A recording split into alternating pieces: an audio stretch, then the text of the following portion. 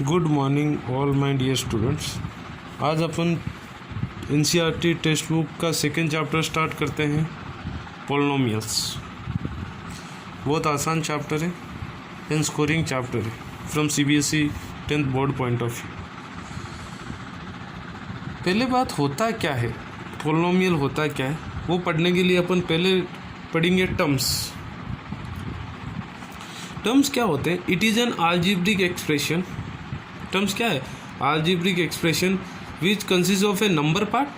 कोई एक algebraic expression है जैसा 2x या 2x + 4y, इसका मतलब कोई number part which is called coefficient. Number part को क्या बोलते हैं? कोफिशिएंट। और कोई एक वेरिएबल पार्ट, नंबर कुछ भी हो सकता है, रियल नंबर। वेरिएबल पार्ट को क्या हो सकता है? कोई भी इंग्लिश का अल्फ़ाबेट ABCDEFXYZ, कुछ भी जो अच्छा लगता है आपको, ठीक है। तो टर्म क्या होता है? टर्म्स क्या होता है? It is an algebraic expression which consist of number part. वो जो नंबर पार्ट होता है उसको क्या बोलते हैं?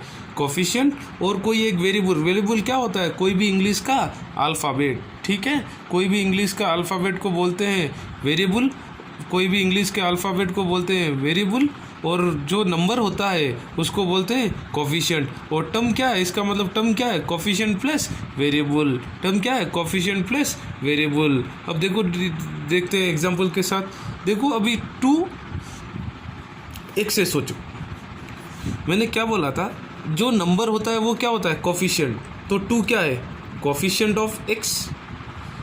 इधर वेरिएबल क्या है? x।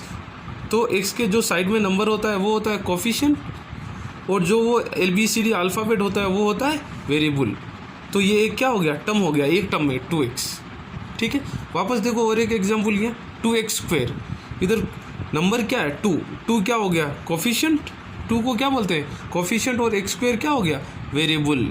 आई बात समझ में? टर्म क्या है? Term consist of A coefficient and a variable. उसके बाद आते हैं पॉलिनोमियल पे डेफिनेशन। पॉलिनोमियल क्या होता है? It is a chain of terms, मतलब 3, 4, 5, 6 ऐसा टर्म्स मिला के जो एक चेन बनती है, वो चेन को ही बोलते हैं, it is a chain of terms, उसको ही बोलते हैं पॉलिनोमियल्स। देखो यहाँ 5x - 3y + 2, इधर कितने टर्म्स है? 3 टर्म्स है। एक है 5x, एक है -3y और एक है 2। एक अभी बात कहना चाहता हूँ, 5 क्या है? 5 is coefficient of x, and इधर y का कोफिशिएंट क्या है? -3। अगर माइनस होता है तो सिंबल भी लेना है, सिंबल को भी याद रखना है। तो 5 क्या है? Coefficient of x। -3 क्या है? y का कोफिशिएंट क्या है? -3। और जो केवल नंबर होता है, जो इसके साथ कोई अल्फ़ाबेट नहीं होता है, उसको बोलते हैं कांस्टेंट। इसका मतलब इधर कांस्टेंट क्या है? 2। कांस्टेंट क्या है? 2। आई बात समझ में? अब देखो, पॉलिनोमियल्स बहुत टाइप के होते हैं based on number of terms. Based on number of terms polynomials are classified as. Terms के ऊपर अगर एक टर्म है उसको बोलते हैं मोनोमियल। एग्जाम्पल 2x, एक ही टर्म है 2x। 2 क्या हो गया? 2 को क्या बोलते हैं? कोफिशिएंट। x को क्या होता है? वेरिएबल।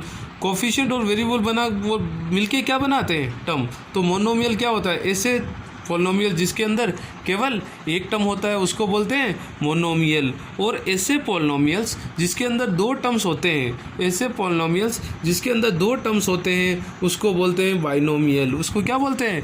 बाइनोमियल। 2 टर्म्स। इधर देखो क्या हो गया टर्म्स? 5x + 3, 2 टर्म्स है। 5 क्या होगा? 5 क्या होगा? कोफिशिएंट ऑफ x, और x क्या है? वेरिएबल। और +3 भी एक टर्म है, लेकिन 3 को बोलेंगे क्या? इसके साथ कोई अल्फ़ाबेट नहीं है। 3 क्या है? कांस्टेंट। 3 को क्या बोलेंगे? कांस्टेंट। लेकिन टोटल टर्म्स कितने हैं? 2 है। एक है 5x एक टर्म है और 3 एक टर्म है। तो अगर 2 टर्म्स होता है उसको बोलते हैं बाइनोमियल। वही अगर 3 टर्म्स है, 3 टर्म्स है, ट्राइनोमियल, उसको क्या बोलेंगे? ट्राइनोमियल। उसको क्या बोलेंगे? ट्राइनोमियल। एग्जाम्पल देख लो, 5x² + 3x + 4, कितने टर्म्स हो गए? देखो 5x² दोनों मिलके एक टर्म, 3x एक टर्म और 4 एक टर्म, 3 टर्म हो गए। तो इसको क्या बोल दिए? ट्राइनोमियल। आपको पूछे what is coefficient of x², तो क्या बोलोगे? 5। What is coefficient of x, क्या बोलोगे? 3। What is constant? कांस्टेंट क्या है? 4 इज कॉल्ड कांस्टेंट। वही अगर 3 टर्म से ज़्यादा होता है कोई भी इक्वेशन में, अगर 3 टर्म से ज़्यादा होता है कोई भी इक्वेशन में, उसको बोलते हैं पॉलिनोमियल। क्या बोलते हैं उसको? उसको बोलते हैं polynomial. If they are more than 3 terms then that equation, mathematical equation in is known as polynomial. ठीक है, आई बात समझ। अब एक और एक इम्पॉर्टेंट चीज़ पे चलते हैं, डिग्री। क्या है डिग्री? डिग्री क्या होती है? Degree is the highest power of variable in the given polynomial. जो वेरिएबल मैंने क्या बोला, क्या होता है? कोई भी इंग्लिश अल्फ़ाबेट जो होता है उसकी जो हाईएस्ट पावर होती है कोई इक्वेशन में दी हुई, उसको बोलते हैं degree. Degree is the highest power of a variable. Highest, सबसे बड़ा पावर जो इंग्लिश अल्फ़ाबेट का होगा गिवन इक्वेशन के अंदर, उसको बोलते हैं डिग्री। देखो यहाँ एक देखते हैं एग्जाम्पल, 5x² + 3x + 4। इधर वेरिएबल क्या है? x, और कांस्टेंट क्या है? 4। अब देखो 5x², x² का कोफिशिएंट क्या है? 5, x का कोफिशिएंट क्या है? 3, 4 क्या है? कांस्टेंट। तो x का पावर देखो, हाईएस्ट पावर क्या है? 2 है। इधर तो कोई x है ही नहीं, x नहीं है, मतलब x का पावर इधर क्या है? 0। x की पावर 0 इस क्या होता है? 1, 1 × 4, 4 है। इधर कुछ भी पावर नहीं है, मतलब x की पावर क्या होगा? 1। और इधर क्या है? x², हाईएस्ट पावर क्या है? 2। इधर तो 2 है, इधर कुछ भी नहीं है, मतलब पावर 1 है इनडायरेक्टली, क्योंकि anything power 1 is the number itself. और इधर तो x है ही नहीं, इसका मतलब x का पावर क्या है? 0। तो हाईएस्ट पावर क्या है? 2। तो इसकी डिग्री क्या हो गई? 2। आई बात समझ में? अब देखो सेकेंड एग्जाम्पल देखते हैं, 8x² - 14x6 + 4x³ + 3। इधर देखो वेरिएबल क्या है? x का सबसे बड़ा पावर क्या है? 6। x का सबसे बड़ा पावर क्या है? 6। तो इसकी डिग्री क्या हो गई? 6। लेकिन एक चीज़ याद रखना है, कभी भी ऐसा पॉलिनोमियल दिया जाता है तो आपको पॉलिनोमियल को रीअरेंज करके लिखना है, ट्रांसपोज मत करना। रीअरेंज मतलब शफिल करना है। सबसे पहले जो सबसे बड़ा पावर होता है वो टर्म लिखना है। सबसे बड़ा पावर टर्म क्या है? -14x6 + 4x³ + 8x²। फिर हरदम लास्ट में कांस्टेंट टर्म अगर इक्वेशन में है तो। लेकिन डिग्री वही है। डिग्री क्या है? हाईएस्ट पावर क्या है? 6। तो इसकी डिग्री क्या है? 6। आई बात समझ में? उसके बाद देखो, अब based on degree polynomials are classified into different types. Based on degree, अब डिग्री के ऊपर polynomials are classified into different types. अगर डिग्री 1 है उसको बोलते हैं लीनियर। अब देखो 2x + 6, इधर वेरिएबल क्या है? x की पावर इधर क्या है? कुछ भी नहीं है, मतलब 1 है। तो इधर डिग्री क्या है? 1। तो उसको क्या बोलते हैं? लीनियर। उसको क्या बोलते हैं? लीनियर। वही अगर डिग्री 2 है, अगर डिग्री 2 होता है तो उसको बोलते हैं क्वाड्रेटिक। ये क्वाड्रेटिक वेरी वेरी इंपॉर्टेंट अपने सिलेबस के लिए, अंदर पूरा क्वाड्रेटिक का ही खेल होगा। 4x² + 7x + 3। इधर x² देखो पावर, x वेरिएबल है, हाईएस्ट पावर क्या है? 2। तो इसकी डिग्री क्या है? 2। इधर अगर आपको पूछे कोफिशिएंट ऑफ x क्या है? 3। कोफिशिएंट ऑफ x क्या है? 7। कांस्टेंट क्या है? 3। एंड कोफिशिएंट ऑफ x² क्या होगा? 4। आई बात समझ में? अगर डिग्री 2 है उसको बोलते हैं क्वाड्रेटिक। वही अगर डिग्री 3 होता है उसको बोलते हैं क्यूबिक। उसको क्या बोलते हैं? क्यूबिक। देखो एग्जांपल, 3x³ - 12x² + 2x - 4। इधर वेरिएबल क्या है? x है। x की हाईएस्ट पावर क्या है? 3। तो इसका मतलब डिग्री क्या है? 3 है। अगर डिग्री 3 है तो उसको क्या बोलते हैं? Cubic polynomial. आई बात समझ में सबको? आई बात समझ में? नेक्स्ट देखो, एक इम्पॉर्टेंट नोट याद रखना, ये जो भी पावर होता है वेरिएबल की, it is always a whole number. Polynomial वही कहलाता है अगर पावर कोई होल नंबर हो। इसका मतलब अगर x पावर 2/3 है तो इसका मतलब वो पॉलिनोमियल नहीं कहलाएगा। होल नंबर मतलब 0, 1, 2, 3, 4 ऐसा। कोई भी वेरिएबल क्या होता है? कोई भी जो भी इंग्लिश अल्फ़ाबेट होगा गिवन इक्वेशन में, उसका पावर कोई भी होल नंबर होना चाहिए, जब भी वो पॉलिनोमियल कहलाएगा। होल नंबर मतलब 0 से कोई भी, 0 इंक्लूडिंग 0, लेकिन कोई फ्रैक्शन नेगेटिव नहीं हो। x power -2/3 it is not a polynomial, वो पॉलिनोमियल नहीं कहलाएगा। केवल ऐसा इक्वेशन जिसके अंदर जो वेरिएबल होगा, दैट इज़ इंग्लिश अल्फ़ाबेट जो भी होंगे, उसके पावर क्या होना चाहिए? यानी होल नंबर। आई बात समझ में? आई ना? नेक्स्ट इंपॉर्टेंट चीज़ चलते हैं, relation of zeros with coefficients.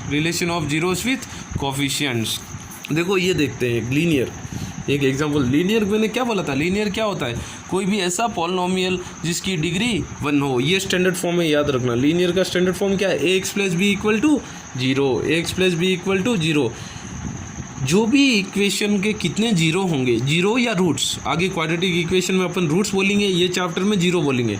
कोई भी इक्वेशन के जीरो कितने होते हैं, मतलब जितनी उसकी डिग्री होती है, कितने होते हैं, जितने उसकी डिग्री होती है। The number of zeros of any polynomial is equal to its degree. ये स्टेटमेंट लिख लेना रफ में तुम्हारे फे नोट्स में।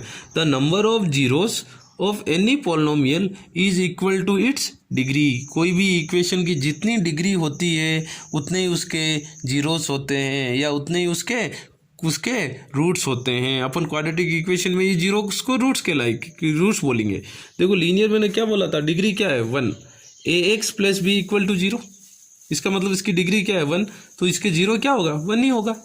वो जो जीरो होगा वो क्या होगा, minus constant term by coefficient of x, minus constant term by, minus symbol लगाना है, ये minus coefficient of minus constant term by coefficient of x। देखो 3x प्लस 6 है, सोचो वो साइड भेज दो 6 को, 3x क्या होगा माइनस 6x क्या होगा माइनस 6/3 -2। आई बात समझ में। अब देखो same relation between coefficient and zeros quadratic में पढ़ते हैं। This is very very important, quadratic ही है अपने सिलेबस के अंदर। ये देखो ये याद रखना है। The standard form of a quadratic equation is ax square plus bx plus c equal to 0। Standard form क्या होगा, ax square plus bx plus c। Quadratic equation है तो इसकी डिग्री क्या है 2, डिग्री 2 है तो इसके कितने जीरोस होंगे 2। मैंने क्या बोला, जितनी डिग्री होती है उतने इक्वेशन के जीरोस होते हैं। क्वाड्रेटिक इक्वेशन की डिग्री क्या है 2, तो इसके कितने जीरोस होंगे 2। अपन ने 2 जीरोस मान लिया p और q। ये वेरी वेरी इंपॉर्टेंट चीज़ें हैं, फार्मूले से याद रखना p एंड q, ठीक है। अब इसमें 2 होगा sum of zeros, sum of मैंने जीरोस क्या मान लिया क्वाड्रेटिक p और q। Sum of zeros p plus q क्या है formula, minus coefficient of x by coefficient of x square, minus coefficient of x by coefficient of x square, minus coefficient, minus symbol को भूलना मत, minus coefficient of x by coefficient of x square. Coefficient of x क्या है b, तो minus b by coefficient of x square क्या है a। इसका मतलब sum of zeros that is p plus q क्या होगा माइनस b बाई a, ठीक है। वही 2 जीरोस का product multiplication, product of zeros p into Q क्या होगा constant term by coefficient of x square. Quadratic equation constant term क्या है c। मैंने क्या बोला, जो ऐसा टर्म जिसके अंदर कोई इंग्लिश अल्फाबेट वेरिएबल नहीं होता है वो क्या होता है कांस्टेंट टर्म। कांस्टेंट क्या है c by coefficient of x square क्या है a, तो कोफिशिएंट तो प्रोडक्ट क्या हो गया, प्रोडक्ट हो गया c बाई a और सम क्या हो गया, सम हो गया माइनस b बाई a, ठीक है। अब देखो ये टेक्स्ट बुक के एक्सरसाइज का क्वेश्चन से करते हैं। Relationship between zeros and coefficients find out करना है, अच्छी तरह दिमाग लगाना, बोर्ड एग्जाम में आता है जनरली यही क्वेश्चन। देखो क्या कह रहा है, एक क्वेश्चन दिया हुआ है x square plus 3x plus 2 find its zeros and find the relationship between its coefficient and zeros. एक चीज़ वेरी वेरी इंपॉर्टेंट चीज़ फैक्टराइजेशन, फैक्टराइजेशन आना ही है आप लोगों को। अगर फैक्टराइजेशन नहीं आया तो please try to learn. If you cannot understand, you say me, I will prepare a separate video on factorization, because if you don't know factorization, automatically almost in every chapter of maths you will be facing a problem. Factorization और splitting आना ही है आप लोगों को। अगर नहीं आता है तो बताना मुझे, मैं एक फैक्टराइजेशन के लिए, बेसिक फैक्टराइजेशन के लिए अलग ही वीडियो बनाऊंगा, ठीक है। सोचो ये है एक इक्वेशन दिया हुआ है quadratic equation, x square plus 3x plus 2 equal to 0। Degree क्या है 2, तो इसके कितने जीरोस होंगे 2। वो 2 जो जीरोस होगा उसको मैं फैक्टराइजेशन कर रहा हूँ। देखो इधर भी थोड़ा फैक्टराइजेशन समझा रहा हूँ आपको। मुझे ये जो बीच वाला पार्ट है, बीच वाला पार्ट क्या है 3x, इसको इस प्रकार 2 पार्ट में डिवाइड करना है। ये 3 को 2 पार्ट में डिवाइड करना है कि वो 2 नंबरों को मैं ऐड करूँ तो मेरे को 3 आए और मल्टीप्लाई करूँ तो जो ये कांस्टेंट है ना 2 आए। देखो जो 3x है तो इसको मैं कैसा लिख दिया x plus 2x, x plus 2x क्या होगा 3x हो गया, और इधर x का कोफिशिएंट क्या है 1, उधर x का कोफिशिएंट क्या है 2, 1 इंटू 2 क्या हो गया 2। अब वो कंडीशन सेटिस्फाई हो रहा है।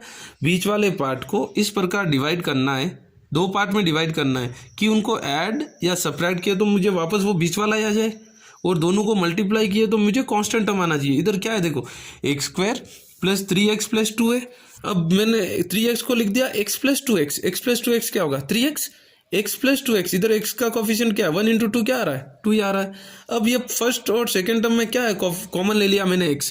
देखो x स्क्वायर है इधर, इसका मतलब कितने x है 2x है, 2x में से एक x को बाहर ले लिया, तो इधर एक क्या बचेगा, एक एक्स, ये तो एक्स मैंने बाहर ले लिया, क्या बचेगा +1। फर्स्ट दो टर्म में से क्या कॉमन लिया हूँ, एक्स, तो फर्स्ट में कितने हैं, 2x है, एक्स स्क्वायर मतलब 2x है, एक एक्स बाहर ले लिया, एक एक्स बच गया, x+1। अब नेक्स्ट देखो 2x+2 है, कॉमन क्या है 2, 2 कॉमन ले लिया इसमें से, तो 2 तो बाहर चले गया, केवल क्या बचेगा x, और 2 टेबल में कितना टाइम जाएगा, 1 टाइम। आई बात समझ में। अब ये दो x into x+1 +2 into x+1 में कॉमन क्या है, x+1, दोनों जगह x+1 आ रहा है, देखो x+1 बाहर ले लिया, तो इधर x+1 बाहर ले लिया तो क्या बचेगा, x, बीच में क्या है प्लस, क्या बचेगा 2, x+2 = 0। अब ये एक एक इनको बोलते हैं फैक्टर्स। क्या है ये इक्वेशन, x² + 3x+2 के फैक्टर्स क्या है, x+1 इंटू x+2। अब x+1 और इंटू x+2 जो भी फैक्टर्स आए उनको जीरो को इक्वेट करो, x+1 = क्या होगा 0, x+2 = क्या होगा 0, x = क्या होगा +1 वो साइड गया -1, +2 वो साइड ट्रांसपोज कर दिया, क्या हो गया -2। तो जीरोस क्या है -1 और -2। अब देखो अपन इनको वेरीफाई करना है। अब देखना नई चीज़ है आपके लिए, जो भी दो जीरोस आता है, जो आपको अच्छा लगता है उसको एक को ले लो p, दूसरे को ले लो q, क्योंकि अपन ने स्टार्टिंग में अज्यूम किया था जो भी क्वाड्रेटिक पॉलिनोमियल होगा उसके जीरोस p एंड q। तो एक को ले लिया मैंने, ऐसा जरूरी नहीं है कि p में -1 लिया हो तो आप -1 लेना, आप q p -2 भी ले सकते हो। अगर एक p हो लोगे तो दूसरा क्या होगा q होगा। मैंने p -1 लिया तो ऑटोमेटिक q क्या हो गया -2। आई बात समझ में। अब देखो इनको वेरीफाई करते हैं। मैंने क्या बोला था, सम ऑफ जीरोस क्या है, minus sum of zeros p + q, formula क्या है -b/a, p क्या है -1 प्लस और minus plus into -2 = -b/a। Given equation में b की वैल्यू क्या है +3, b क्या है कोफिशिएंट ऑफ x, ये माइनस तो फार्मूला का है बाई a क्या है x² का कोफिशिएंट क्या है 1, -1 प्लस -2 प्लस इंटू -2 क्या होगा -2, -1 -2 क्या है -3 = क्या हो गया, इधर देखो माइनस इंटू +3 क्या हो गया -3/1 -3, LHS = RHS, hints some is verified. अब देखो प्रोडक्ट करते हैं, सेम क्वेश्चन का प्रोडक्ट वेरिफिकेशन करते हैं। प्रोडक्ट क्या होगा, p × q = c/a, p × q क्या हो गया c/a, p × q क्या हो गया c/a हो गया, p × q हो गया c/a। p क्या है -1 आया अपन लिए थे, q क्या है -2 = c क्या था गिवन इक्वेशन में, कांस्टेंट टर्म क्या था 2/a, क्या था कोफिशिएंट ऑफ x क्या था 1, 2 = 2, हिंस इट इज वेरीफाइड। आई बात समझ में। अब देखो अगला एग्जांपल देखते हैं, एग्जांपल सेम एक्सरसाइज है ये 2.2 के।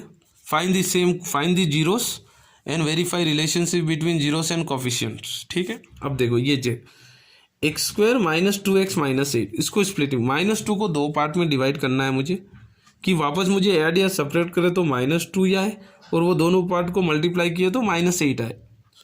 मैंने लिख दिया x² + 2x - 4x - 8।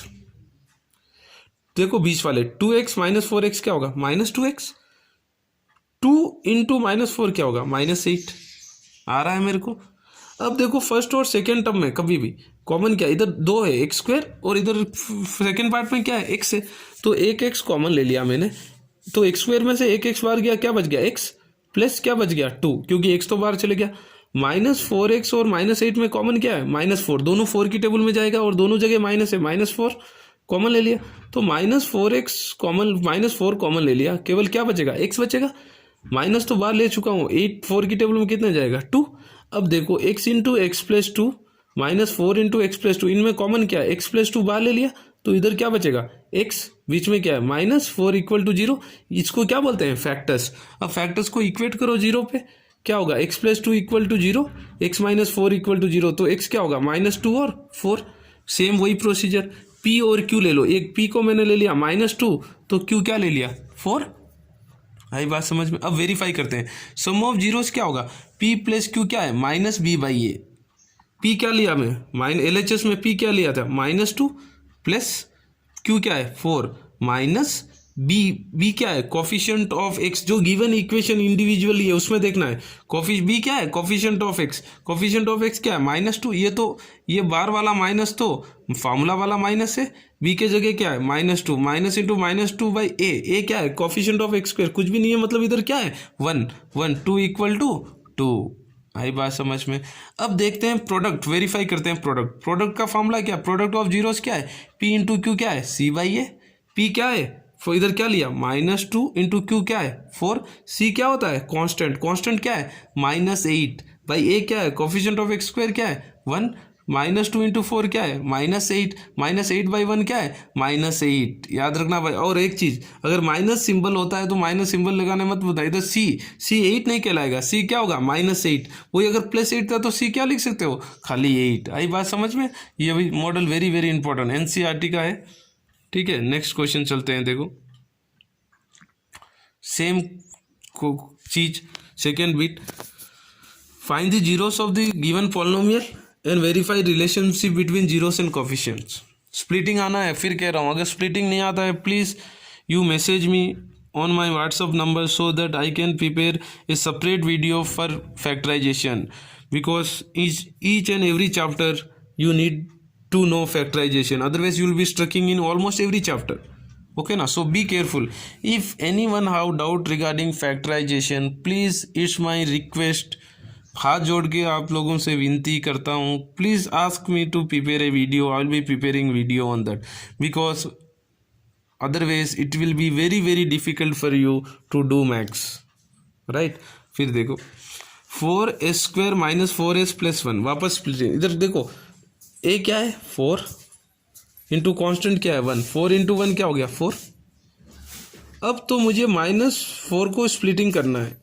-4 को क्या लिख सकता हूँ, -2 -4s, -2 क्या हो गया -4s हो गया।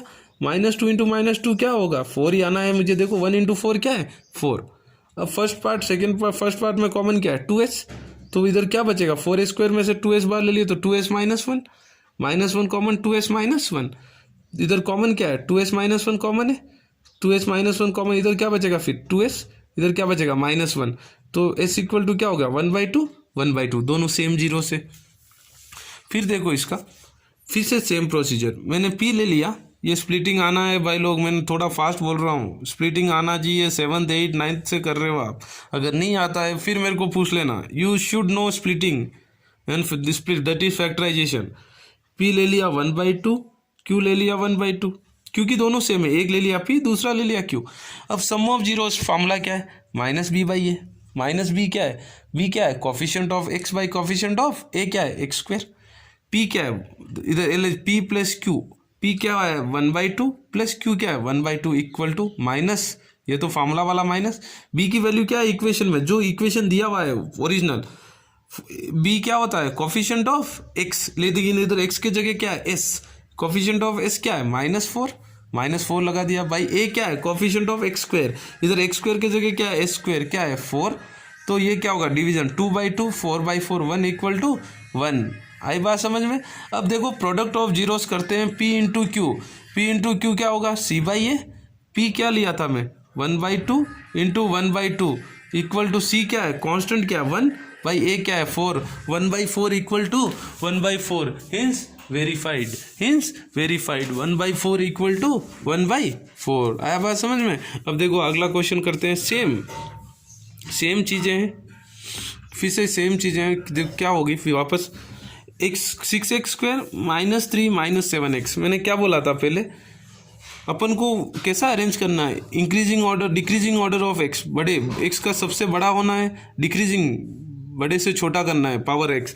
तो इधर इसको जो 6x² - 3 - 7x है, इसको मैं रीअरेंज कर दिया। कैसा कर दिया, 6x² - 7x पहले लिख दिया, -3 बाद में लिख दिया। अब वापस स्प्लिटिंग कितना आना है मुझे -18 आना है, 6 × -3, और बीच में क्या आना है -7। कैसा लिख दिया मैं +2 - 9, +2 - 9 क्या होगा -7, -2 + 9 मत लिखना क्योंकि वो +7 होगा, याद लगाना। अब मुझे -7 चाहिए, ठीक है।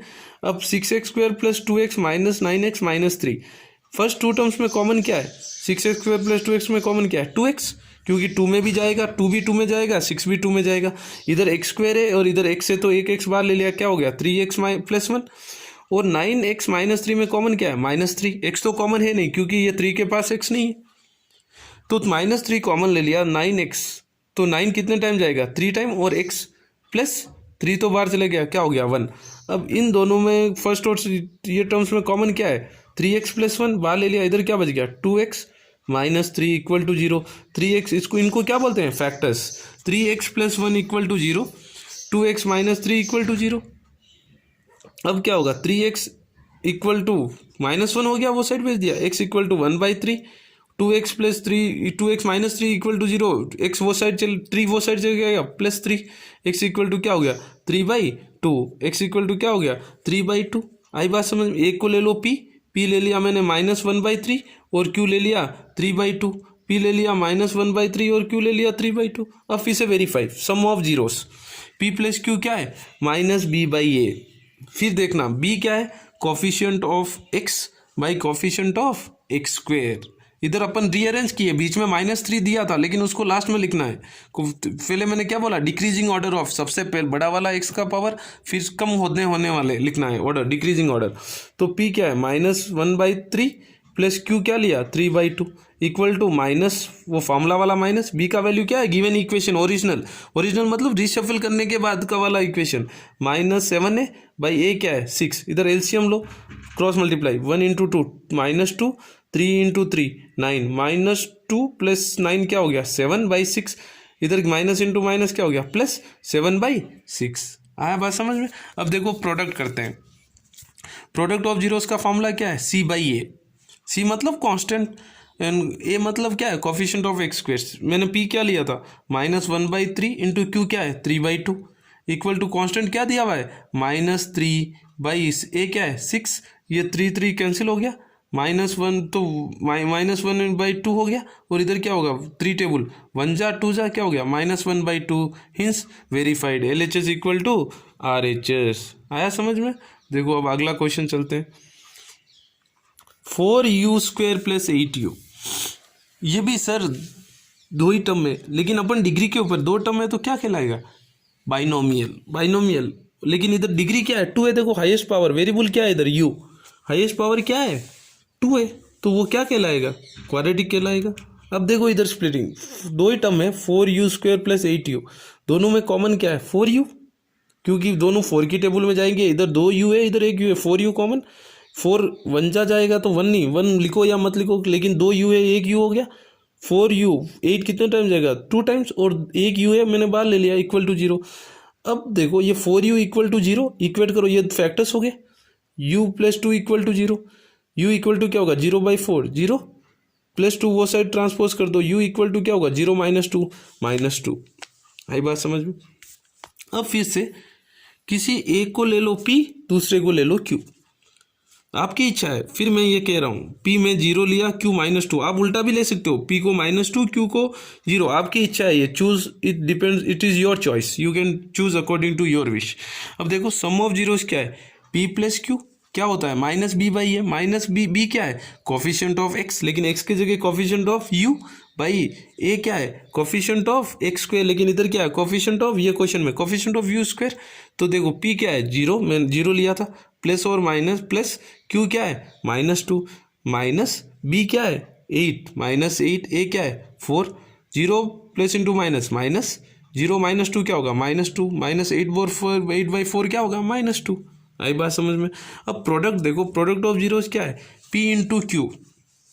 p × q क्या होता है constant term by coefficient of x², लेकिन ये प्रॉब्लम है कोफिशिएंट ऑफ u²। p क्या है 0 × q क्या है -2। इधर कांस्टेंट टर्म है नहीं है, कांस्टेंट टर्म है ही नहीं, इधर कोई भी टर्म ऐसा नहीं है जिसके पास वेरिएबल नहीं है, वेरिएबल के बिना कोई टर्म नहीं है। तो कांस्टेंट टर्म क्या है 0/a क्या है 4, 0 × -2 क्या है 0, उसके बाद 0/4 क्या है 0। Hints verified. आई बात समझ में। चलो अगला क्वेश्चन।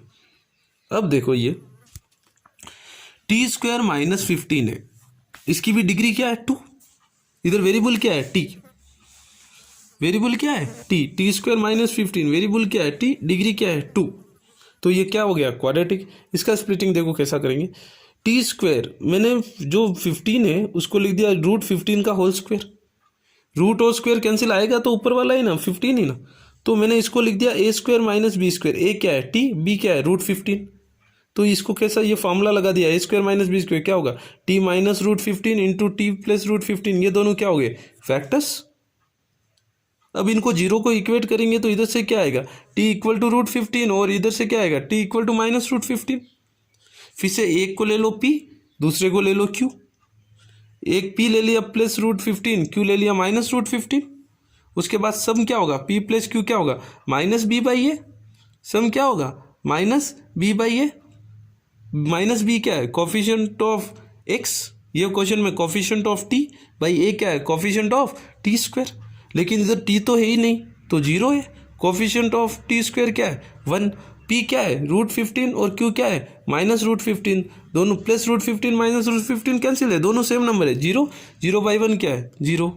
आई बात समझ में। अब प्रोडक्ट ऑफ जीरोस क्या है, p into q equal to क्या है formula c by a, p क्या है √15, q क्या है माइनस √15, कॉन्स्टेंट क्या दिया हुआ है कॉन्स्टेंट -15 बाई ए क्या है कोफिशिएंट ऑफ टी स्क्वायर क्या है 1, √15 इंटू माइनस √15 क्या होगा -15, -15 बाई 1 क्या है -15, LHS equal to RHS, hence verified. आई बात समझ में। अब देखो क्वेश्चन नंबर 2 में चलते हैं, सेकेंड एक्सरसाइज चल रहा है, सम एंड प्रोडक्ट। क्या कह रहा है, सम और प्रोडक्ट ऑफ जीरोस दिया हुआ है तो क्वाड्रेटिक पॉलिनोमियल बनाना है, sum and product of zeros is given. पहले क्या बोल रहा है, क्वेश्चन पढ़ना अच्छी तरह, पहले बोल रहा है सम फिर बोल रहा है प्रोडक्ट, इसका मतलब पहले नंबर दिया हुआ है वो है सम ऑफ जीरोस और सेकेंड नंबर जो दिया हुआ है वो है product of zeros. Sum of zeros दिया हुआ है 1/4 और प्रोडक्ट ऑफ जीरोस दिया हुआ है -1। अगर सम और प्रोडक्ट दिया हुआ है, sum and product of zeros दिया हुआ है, मुझे क्वाड्रेटिक पॉलिनोमियल लिखने का फार्मूला होता है x² minus x into sum of zeros plus product of zeros plus product of zeros. इसका मतलब x² minus x of p plus Q क्या है sum of zeros plus P Q equal to 0।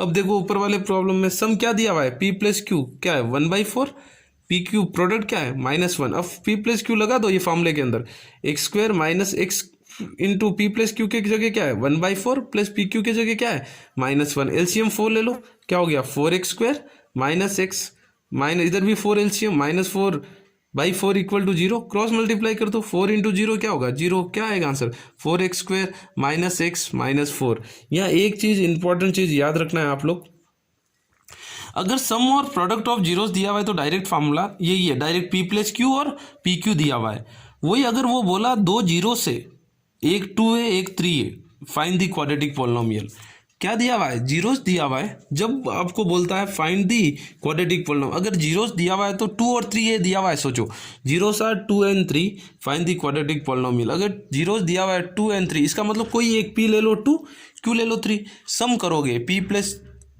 q मतलब 2 + 3 क्या हो गया 5, product क्या होगा p इंटू क्या q क्या होगा 10। इसका मतलब अगर वैसा क्वेश्चन होता है तो आप सम और प्रोडक्ट करना है, ठीक है ना, बोर्ड एग्जाम में क्वेश्चन अच्छी तरह पढ़ना। लेकिन इधर क्वेश्चन के अंदर डायरेक्ट सम और प्रोडक्ट दिया हुआ है, p प्लस क्यू और पी क्यू डायरेक्ट दिया हुआ है। आई बात समझ में। अगला क्वेश्चन चलते हैं सेम मॉडल का, sum and product is given as √2 and 1/3। Sum मतलब p प्लस क्यू क्या है √2, प्रोडक्ट पी क्यू क्या है 1/3। अब फिर से सेम फॉर्मूला क्वाड्रेटिक, क्या है क्वाड्रेटिक, अगर सम एंड प्रोडक्ट दिया हुआ है तो x² minus x of sum of zeros plus product of zeros, x² minus x into sum of zeros क्या है √2 प्लस 1/3, एलसीएम क्या है 3 क्रॉस मल्टीप्लाई कर दिया 3x², x इंटू √2 क्या होगा माइनस x इंटू √2 क्या होगा -2x, लेकिन ये 3 भी मल्टीप्लाई होगा -3√2x plus 1/3 plus 1 full by 3 equal to 0, cross multiply कर दो 3 इंटू 0 0, क्या बचेगा answer 3x² minus 3√2x plus 1 equal to 0। आई बात समझ में। फिर देखो ये है sum and product is given as 0 and √5। Sum p plus Q क्या है 0, प्रोडक्ट p इंटू क्यू क्या है √5। फिर से सेम फार्मूला सम और प्रोडक्ट, पहला वाला सम एंड प्रोडक्ट, क्योंकि क्वेश्चन के अंदर सम एंड प्रोडक्ट दिया हुआ है।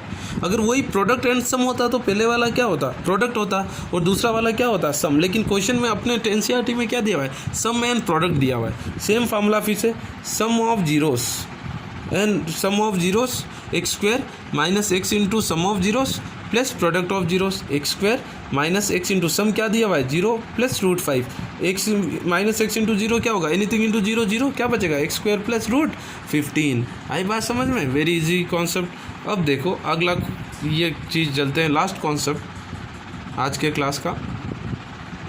अगर आपको ग्राफ दिया हुआ है और आपको ग्राफ से पता लगाना है कि गिवन पॉलिनोमियल के कितने जीरो से, तो सिंपल चीज़ याद रखना,